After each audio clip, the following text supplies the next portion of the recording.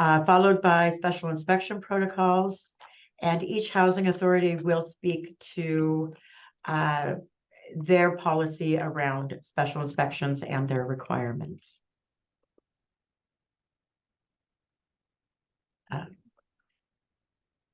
So the goal for HQS inspections really just dials down to, is it decent? Is it safe?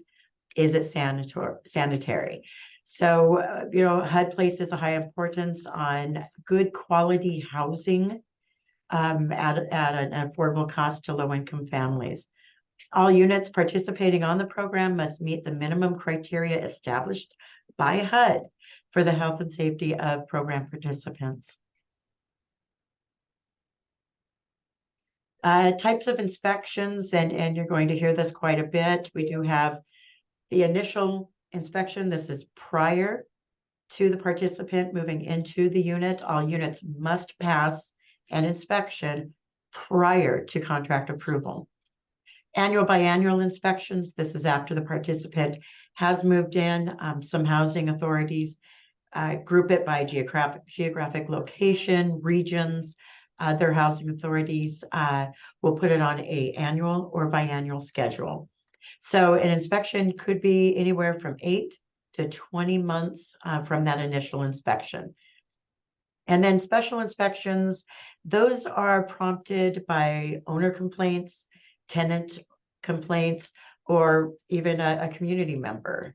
Then we also fall into that with audit inspections, and some housing authorities will do vacate inspections, and that's usually after the tenant has moved out of the unit.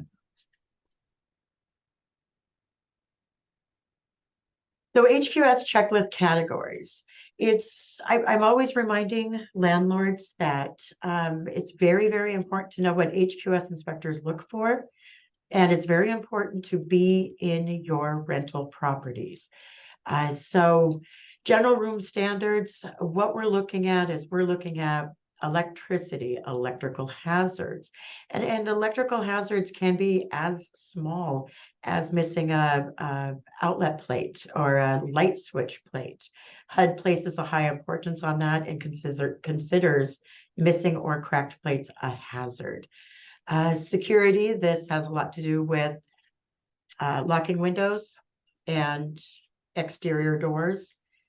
Windows, ceilings, walls, floors. Each unit needs to have a carbon monoxide detector and a smoke detector on each floor. And of course, an inspector will look and assess for lead paint hazards. Building exterior, of course, they're going to take a look at the foundation, the stairs, exterior surfaces, lead-based paint, rails and porches. And we'll get into this in some of the next slides. Roof and gutters. If it is a mobile home, we will need to see proof of tie downs. And of course, we'll take a look to see if the chimney is safe. And heating and plumbing. So safety and adequacy of heating equipment. This is everything from ventilation to obviously adequate enough to heat the surrounding areas, for its room size. Water heater, plumbing and sewer connection, and of course, water supply. And then what falls under general health and safety is access to the unit. Is there garbage and debris, or is it free of garbage and debris? Do the elevators work and have proper LI certificates? Interior air quality will be assessed. Other interior and exterior hazards will be assessed. Are there any signs of infestation? Is there proper disposal methods for refuse? And we'll also take a look at all common areas, interior stairs, hallways, common rooms, laundry rooms. Site to neighborhood conditions will be assessed, and of course, lead paint certificates. So minor and major deficiencies, what are they? During an initial inspection, if a deficiency is noted are minor fail items, the housing authority may allow the participant to move into the unit and then give that landlord 30 days to correct that minor deficiency. Some housing authorities, it's either a fail or pass on those new move-ins. So it's good to have that discussion with your housing authority. Every housing authority has educational materials. We have checklists. We're happy to answer your questions. So we do provide a lot of information on what our policies are as a housing authority. At the annual inspection, if the deficiencies are minor, we will rely on the landlord and tenant to make the repairs, and official physical inspection of the unit may or may not be required. Some housing authorities will offer you a landlord self-certify that the repairs have been done. Some housing authorities will come back. The housing authority is required as part of the fail minor process to conduct random audit inspections of these units to ensure HQS compliance. So these are what we call audit or quality control inspections. Housing authority will send out a notice to let you and the participant, the tenant, know to expect an audit inspection. And then major deficiencies will require a reinspect to confirm that all repairs have been completed.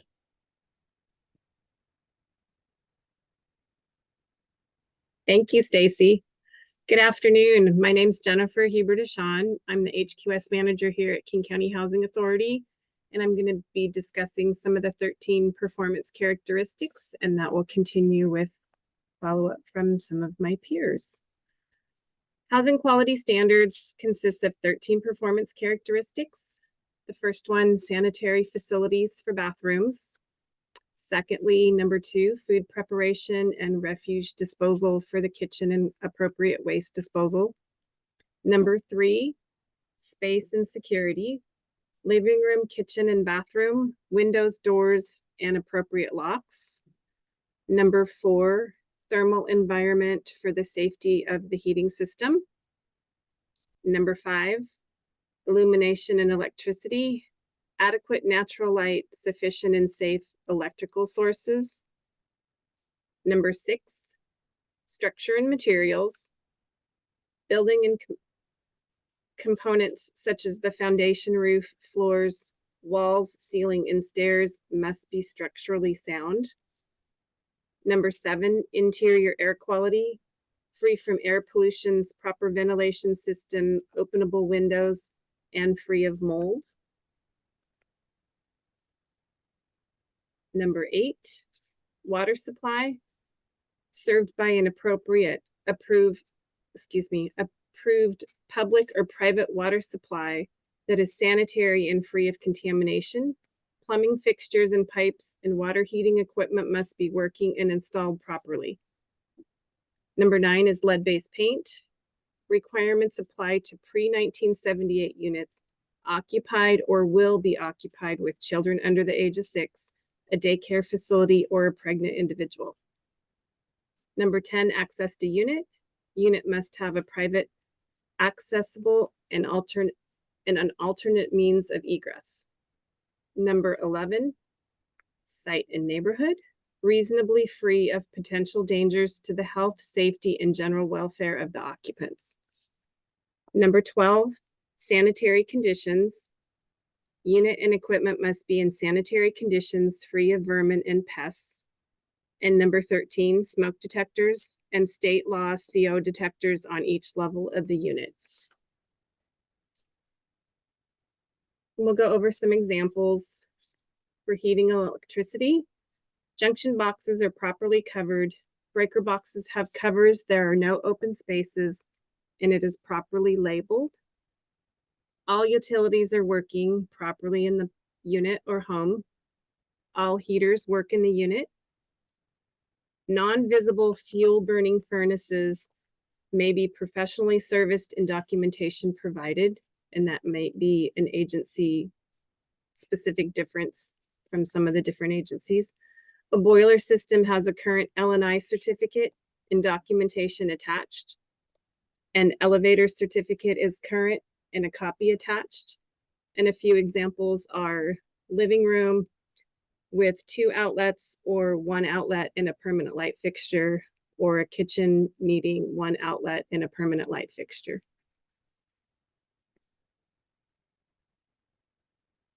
illumination and electricity.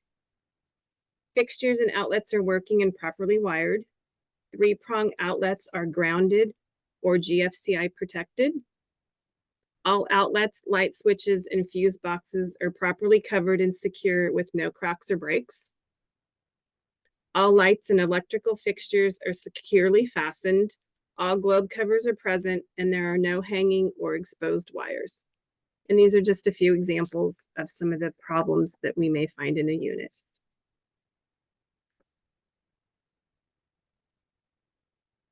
Plumbing, water, and supply. All bathtubs, showers properly work and have hot and cold running water. There is proper drainage and all fixtures present and working properly.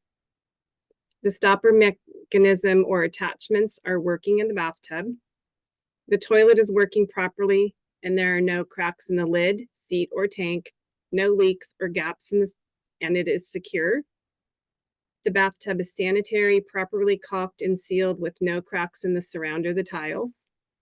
The bathtub is vented, the bathroom is vented with either an exterior window or exhaust fan that is vented to the outside.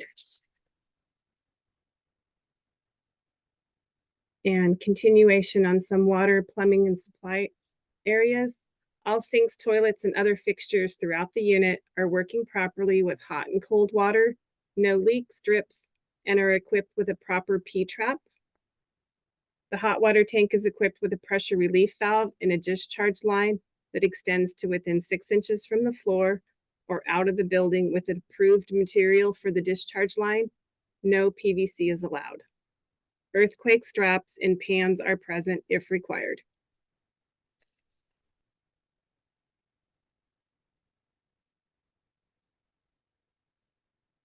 If we go back to Stacy. Thank you, Jennifer. So we're going to go over general room requirements. And bear with me here. So we want to make sure that the ceilings and the walls are free of air, moisture leaks, if they don't have large holes or cracks, that floors don't have weak spots, missing floorboards. One of the things that we see quite a bit is those transition strips where one carpet meets another, that the tacks will be popping up or the transition strip is missing. So those are some things that we take a look at. Cabinets and drawers are securely fastened to the wall. Doors work properly. They open closed latch. They have a strike and latch plate and are free of large holes. Bedrooms must have a door for privacy, and that, of course, there's no mold, mildew, or any mold-like substances on the ceilings or the windows. Space and security. If exterior bars are present, they need to be able to open from the inside with a latch mechanism. People will need to, that is a form of egress, and people will need to be able to open those. Deadbolt locks are present on entry doors to unit, and they open with a key from the outside and a knob and latch from the inside. So if you see that picture up to the far right, those double deadbolts are never allowed on the exterior or interior doors of the house. Entrance and exit doors are a solid core and provide adequate locks for security. And of course, the exits are free and clear. And then windows must have permanent locks. And we consider a permanent lock anything that you don't need a tool to remove would not be, let me fix that around. If you need a tool to remove it, it's a permanent lock. And then smoke detectors and carbon monoxide alarms. At a minimum, there needs to be one of each on each level of the dwelling. Additional requirements are based on year built for interconnectivity and bedroom installation requirements. Now, these are current HUD requirements. Some of that may be changing here in the near future, and I think we're going to include some of that information in this presentation. And then check with your local fire and building official if you have any concerns on placement and location of a smoke detector or CO alarm.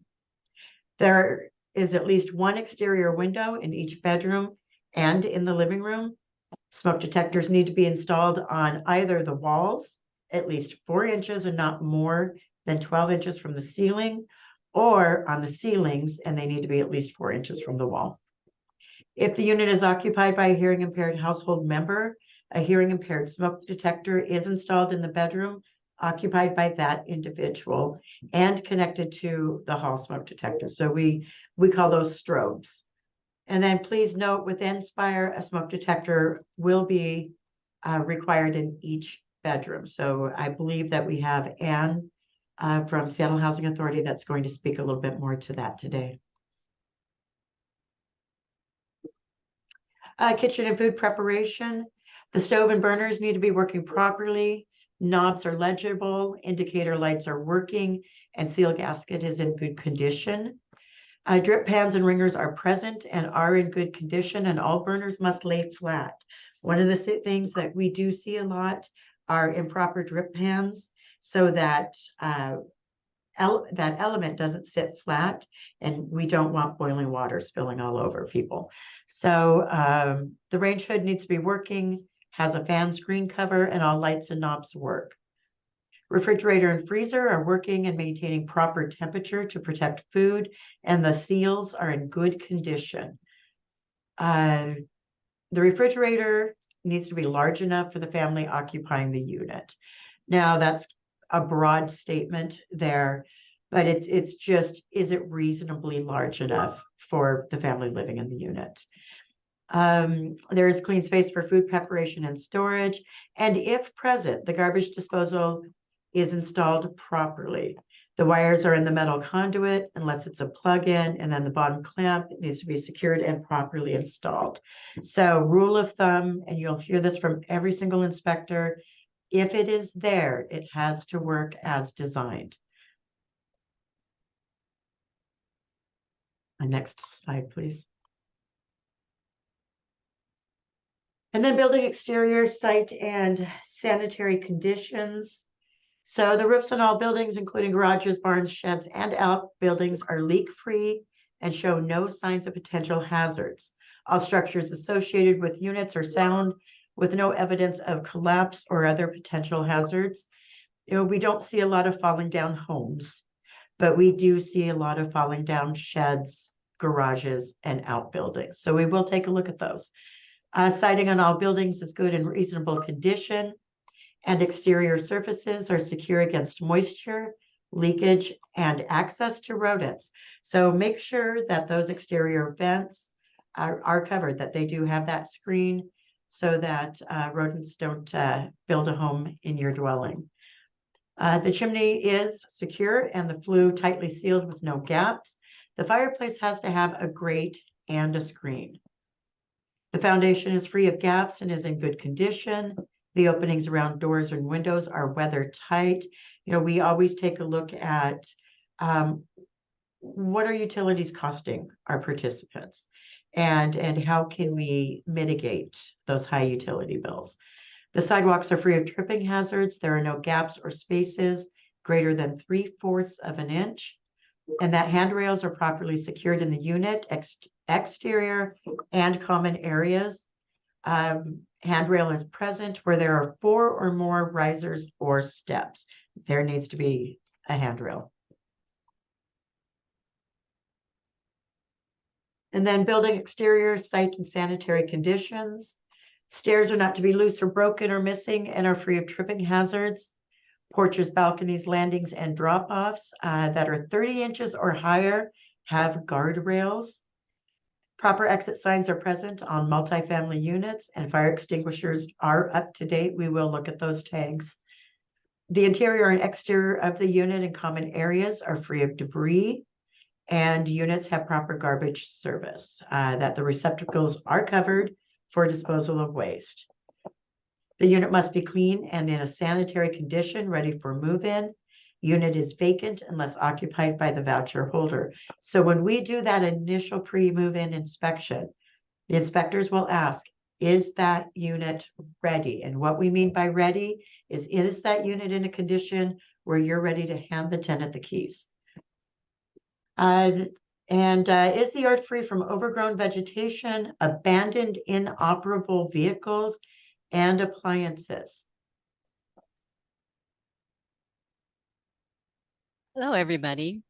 My name is Carolyn Robinson, and I'm the soon-to-be retired HQS manager at King County Housing Authority. Some of the slides I'm going to go over today are reviewing some general requirements, practices, ADUs, lead-based paint, and of course, our roles and responsibilities we all share to make this program successful. So we're going to look at, is the unit free from rodents and insects? We're going to ask for professional treatment if we do see activity of that.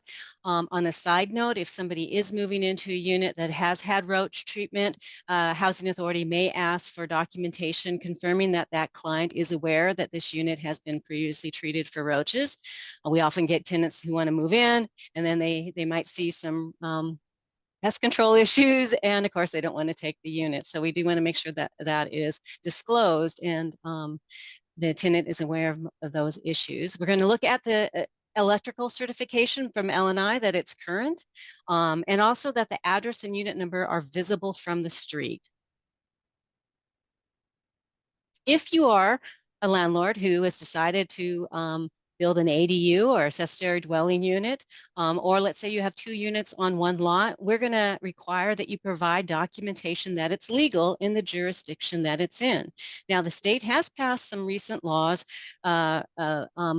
allowing more of these in certain jurisdictions, and cities are developing their policies and procedures for this.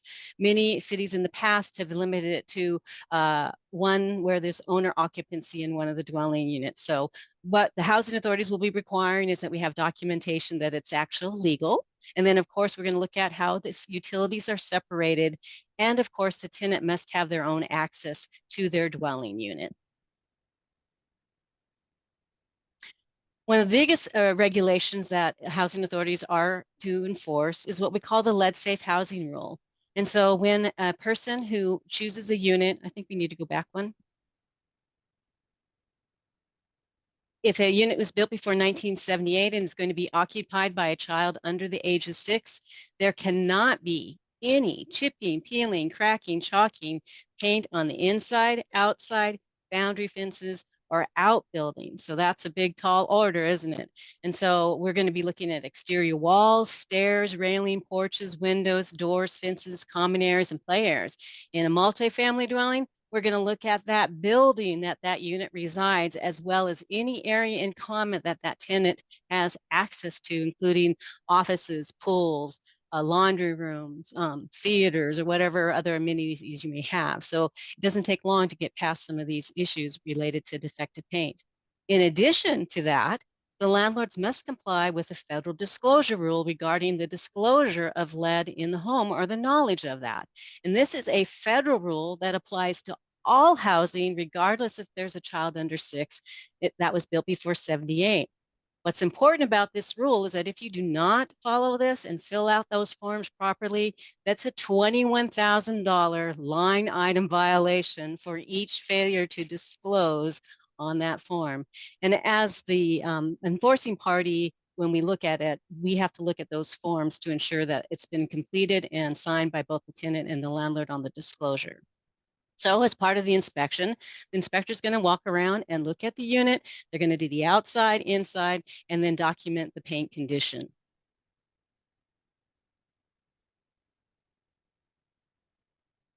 So what determines who can do repairs on paint? Well, it's going to be defined by the de minimis levels, and that determines who can do the work. So if the repairs are over 20 square feet on all exterior surfaces, that's not a very large area when you're looking at the whole area combined, then that has to be done by a certified renovator who has their state certification as a RRP and firm certification.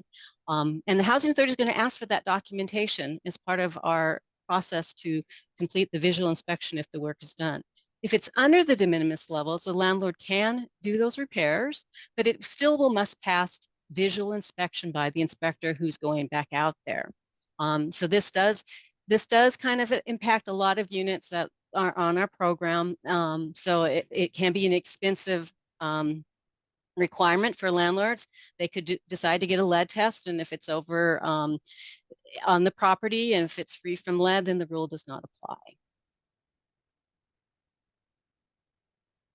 Well, how to prepare for inspection. So by coming to these meetings, that will help you be prepared for this inspection.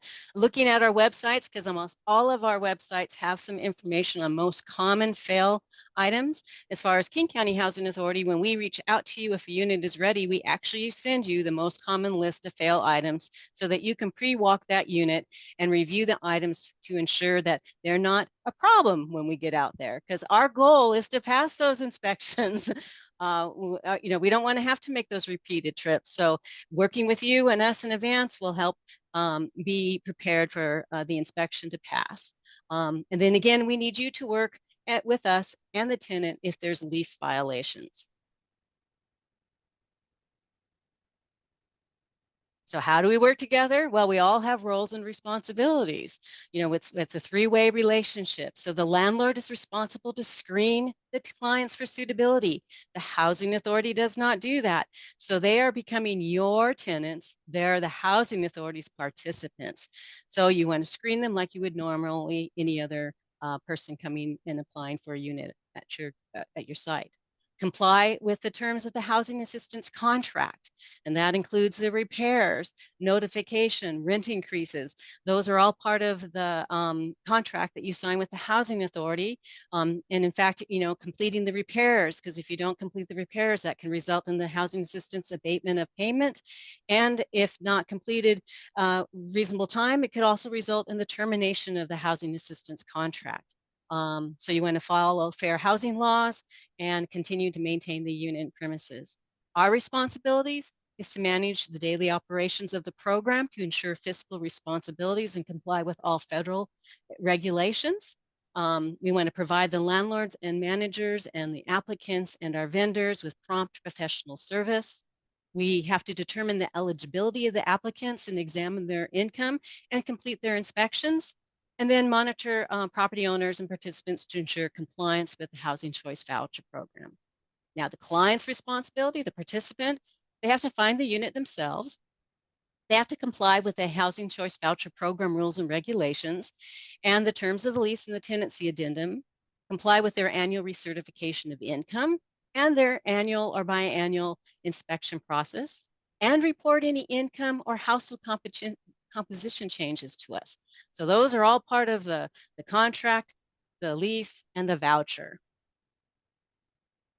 So this kind of gives you a visual of it.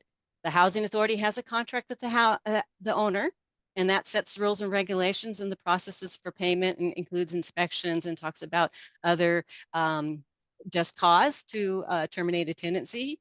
The owner and the participant have a lease together. So who enforces the lease? Not KCHA, not Tacoma Housing, not Pierce County Housing Authority. The landlord and the participant, the owner enforces the lease obligations. And so that's where you go ahead and you address, the compliance issues. And then the housing authority, the housing authority and the housing participant have a voucher. And that voucher lists obligations that the tenant must comply with in order to maintain and remain on the program. And so if they violate those obligations, they could find themselves without a voucher and face termination from the program. If the owner violates the contract, including housing quality standards, that could also result in the termination of the HAP contract. And obviously, if the lease is violated by the tenant, the owner can proceed with those legal actions to evict the tenant. So for Tacoma Housing, when we do a special inspection, it's usually when a landlord, client, or a community partner requests a special inspection. We do have a form that you can fill out. You can go directly to our website. It's actually required that you fill out that form to request a special inspection. At that time, an inspector will look at that request and they will contact the relevant party and assess if an inspection is warranted. Now, one of the things that we will always ask the tenant is, are you working with the landlord? We will find out if everything that the tenant has done everything that they should be doing in conveying this information to the landlord before we'll come out and do an inspection. If the issue is any of the following, the request needs to be expedited to the inspectors inspected, and remedied within 24 hours. And what we're talking about there is what HUD deems as a 24-hour fail. So that's missing smoke detectors, that's exterior doors that don't lock, and that can be found in our landlord's handbook.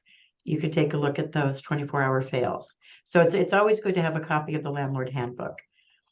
The inspector will attempt to contact the owner agent while at the unit to inform him or her of the 24-hour failed items and the need to return the next day. If the 24-hour fail items are not corrected by the second inspection, we will put the unit into abatement at the starting of the first of the month after the second failed inspection. So anytime a unit goes into abatement, the housing authority will stop payment and they will not continue payment until the fail is rectified within the determined time frame. And then the landlord does not get paid for those days that payment has been on hold.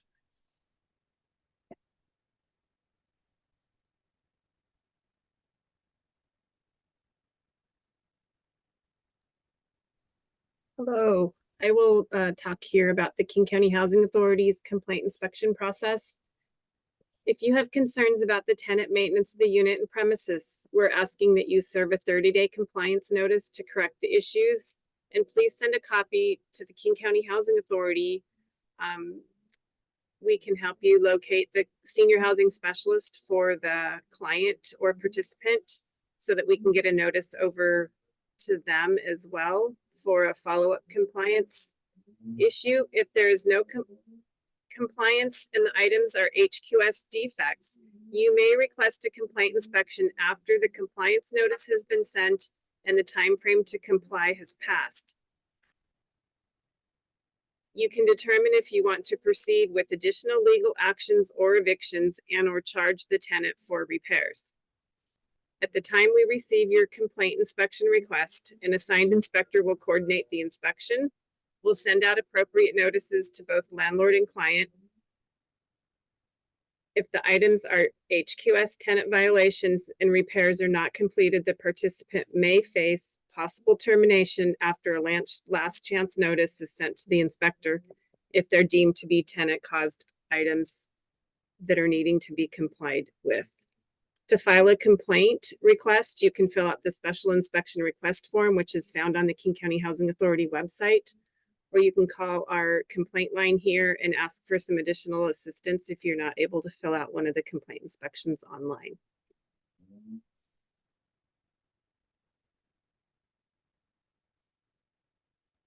Okay, vacate inspections. Many housing authorities may not do vacate inspections. King County Housing Authority will conduct a vacate inspection for the sole purpose of determining whether or not the tenant can remain on the program. So if they've excessively damaged, maliciously damaged the unit and premises, they could be subject to termination for damaging a unit and premises beyond normal wear and tear. We do not assist with the payment of those damages. That is prohibited under the HUD regulations. That's why you collect a deposit from the tenant. And as we've learned earlier today, you do have options of contacting the state landlord mitigation program to assist with if there's damages. It's really important, as the Department of Commerce indicated, that you do a walkthrough with your tenant when they're moving in. Our inspection is an HQS inspection. It is not your walkthrough. So you do need to do that if you've accepted a deposit from a tenant. And if, just as he said, if you do file a claim, let's say in small claims court against a tenant, and you don't have that walkthrough, most likely it's going to be thrown out of court. And so when we go out there, if you felt that the tenant has seriously damaged the unit, we'll take pictures, document, and the inspection department then forwards it to the senior housing specialist for review. If during the annual inspection, as Jennifer earlier mentioned, they're not in compliance with housing quality standards, then we will review whether or not that tenant should be issued a termination notice. And of course, anybody that's terminated on our program has a right to a hearing. And so sometimes, we win and lose some of those cases depending on the nature and severity of the program violations. You do want to follow the landlord-tenant law and the disposition and notification of those deposits also, because if you don't do that, you could find yourself in hot water with the state as far as not notifying the client. And you send those notices to the last known address if they did not provide you a forwarding address. Thank you, Carolyn. Hi, everyone. My name is Crystal Vonatensky. I am the landlord liaison with Pierce County Housing Authority, and I'm also a certified HQS inspector. As you see, my colleague is not with us today. Elizabeth Combs was going to be presenting, but she did get called away on an emergency. So here I am. As it pertains to special inspections at Pierce County Housing Authority, I would say the most common special inspection would be a complaint inspection. These protocols closely mirror some of what Stacy was mentioning earlier with their housing authority. The big thing to keep in mind as it pertains to a complaint inspection would be that it must be reported to us in writing. So whether that's tenant or landlord, it would have to be provided in writing. At the bottom of this slide, you are going to see John Messer, which is our senior housing inspector. We have his email here at the bottom. If there was a concern, you could certainly report that to him. What would happen after that is he would determine if it is an HQS deficiency that we can get involved in. Unfortunately, there are some things that we cannot get involved in, and he would be able to communicate with you further regarding what would warrant us coming out there and doing a complaint inspection. Another thing I would keep in mind is that it's one thing that we do at Pierce County Housing Authority is really try to mitigate between all parties to make sure tenant is in communication with the landlord as well. If a tenant was to complain about something, what we're going to do is we're going to make sure that they have it in writing, that they've been trying to communicate with their landlord about it as well. We certainly want to give everyone the benefit of the doubt. We want to, of course, keep the tenant in the unit and then keep our landlord getting paid as well. One of the things that I really wanted to take a moment to call out here, which I think is maybe a little bit different for all of our landlords with Pierce County Housing Authority. There has been some confusion that I want to make sure to take the opportunity to kind of hopefully address that. And that's when we do inspections, whether that be an initial inspection or an annual inspection, we do not do re-inspections. We only will do a re-inspection as it pertains to a 24-hour fail that would constitute under HUD to be life-threatening.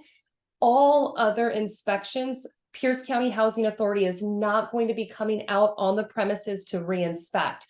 So what we will be taking in place of that would be photos of all repaired items, as well as a self-certification form. So just to summarize that, when, let's say for an annual or an initial, when an inspector comes out and inspects, what's going to happen is they're going to, of course, present you with the deficiencies. They'll send that out to you.